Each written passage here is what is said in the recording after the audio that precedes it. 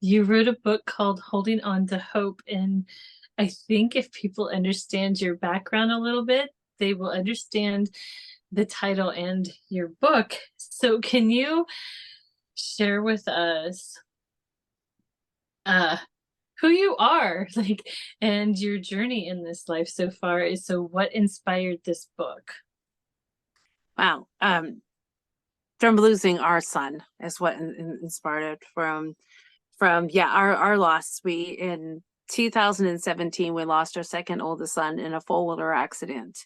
And he was just, here with us one day, well and healthy and happy, and then suddenly he was gone like that. And so as soon as that happened, I knew that there had to be some kind of purpose in it. And I felt like God was going to give life through his death.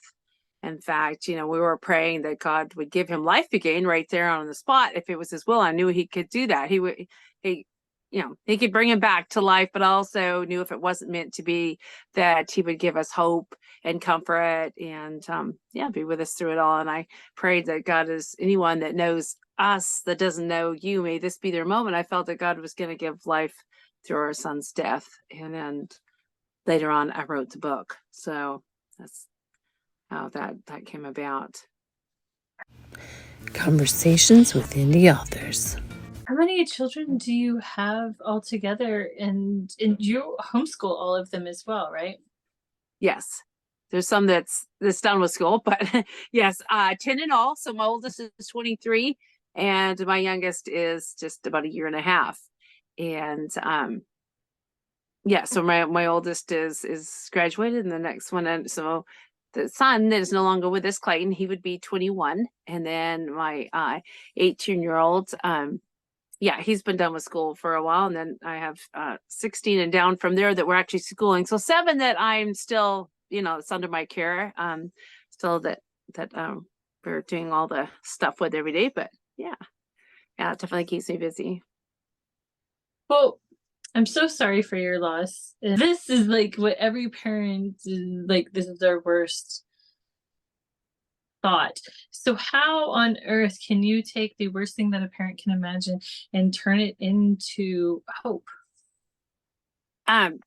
With God, that's the only way that I've been able to do it, is that he is with us through everything that happens in life, that he is with us. And he never promised that things wouldn't happen, but he promised that he would be with us through it all. He said that in this world you will have tribulation, but in me you will have peace. So we can, it says to be a good cheer in that verse. I don't know the exact verse on that, but it's just that he was going to be with us. He promised that he'd never leave us nor forsake us. And so that we can hold on to that hope that this world is not all there is, that we're just passing through, and that we have the hope of eternity in heaven, where we'll see, our son again. And so that is the hope that I clung to, and just realized, I knew that he was with us. I could feel it. Like I has felt such a peace at that time, and that I've never really felt before in a communion with God. Like I would just be talking to him, thanking him, even though we just lost our son. I'm not thanking him for the loss, but we're just thanking him, of course, that he's with me, that I could feel him. I'm like, God, you're there. I thank you. I thank you for, so many things to be thankful for, even in that pain. And so I just held on to that hope, and it's the joy of the Lord that gives me strength every day. And I knew, if I could share that with others, that others could, can experience that same hope, and that we can go on with new purpose in life, that that he is with us. And he just, he meets us right there in the middle of it all. And I know there's better days ahead. Boy, it's been rough, but there's better days ahead for those that are right in the middle of it. And I have seen God so good and so faithful. He's just. What do you think are the key takeaways from your book?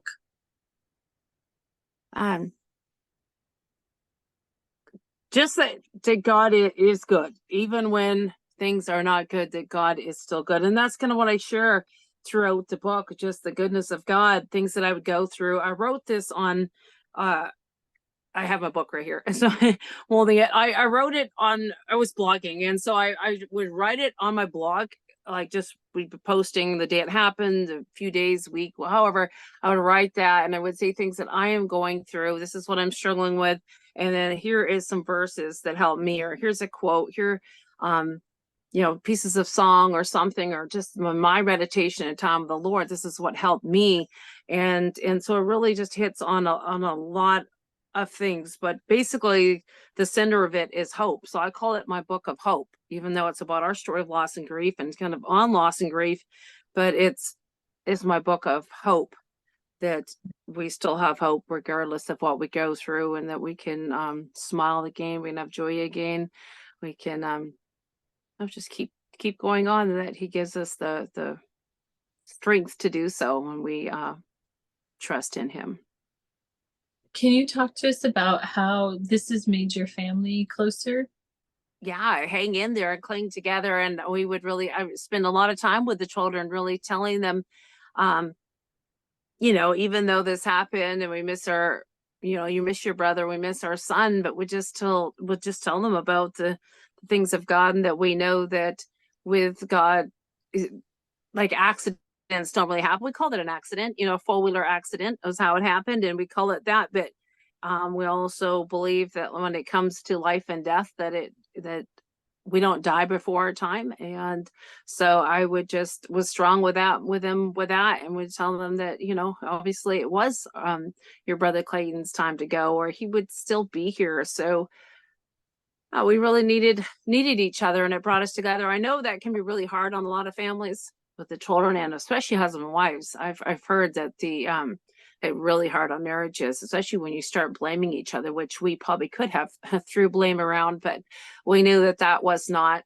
you couldn't go there. That wasn't something you could do. I mean, my husband was away at the time, and I let our son go on the four-wheeler to where it happened, where it rolled on this little hill. And I mean, we could have, threw some blame at each other for having had the four-wheeler and me allowing it to go, whatever. But, we just really stuck together, I guess, having that faith, and that God as being the center of our marriage and our home. And it wasn't easy, but with God, he helped each one of us. And definitely, I guess, grew closer. But what would you say to someone that is going through that kind of pain right now?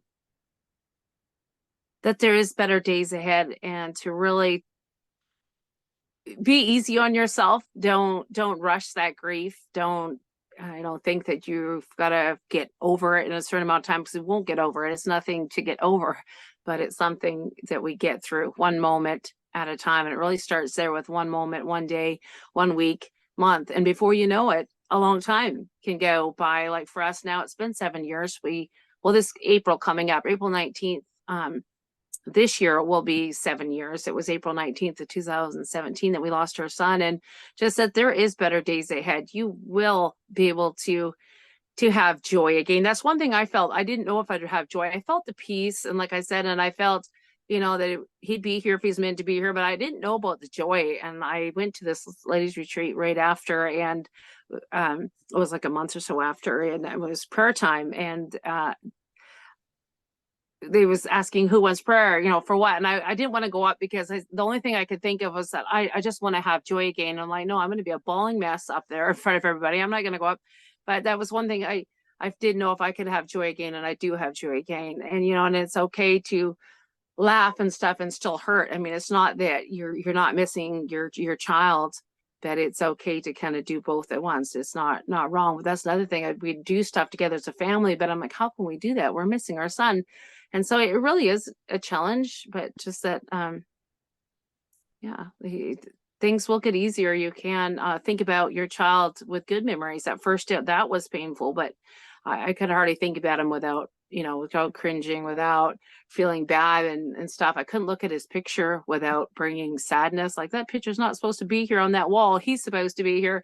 But now I can look at the pictures and enjoy it. We could talk about him, enjoy it. So I just know that for others too, listening, that even though you don't see that at the time, and all that gets easier. So time, and then God, allowing God in to, you tell him you don't understand, you don't know, but you know that he is with you, and that you know, there's a plan and purpose for everything that he allows. That's how I feel, and that's what's helped me, just resting in that. Praise and worship music has been super powerful too. So I really encourage to have music on, and just, you know, you allow yourself just to listen and hear the words and sing along. That really helped me.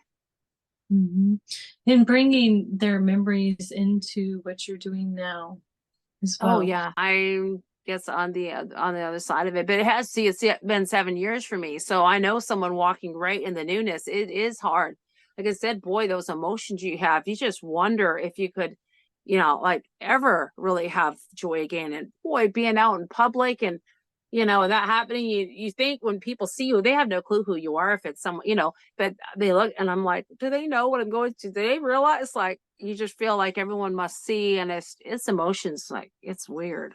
It really is. But I guess it was like, since I'm so far, you know, 7 years after, then that's not all fresh in my mind anymore. But yeah, definitely there's things. Them. Oh yeah. So there's things that we would do early on, is when we would take pictures, we would have the picture of our son and hold it. One of the kids would hold the picture. All those things can help. Yes, for sure. Holding his picture, doing the family. We haven't done that just like our latest family picture we did, but there's different ones that we were like, oh yeah, who wants to get the picture? Do you want to hold the picture? So if that's meaningful. And something you mentioned. I thought of something when you said that, but yeah, just definitely talking about him and stuff, and things that he liked and stuff, especially his birthdays. Yeah, he really loved chocolate. Anything chocolate cake, chocolate pudding, any of that, we would try to have that on his birthday, and that was meaningful. Everyone liked doing that, having that, and remembering him. What about community? What part has community played in your grieving process? A lot.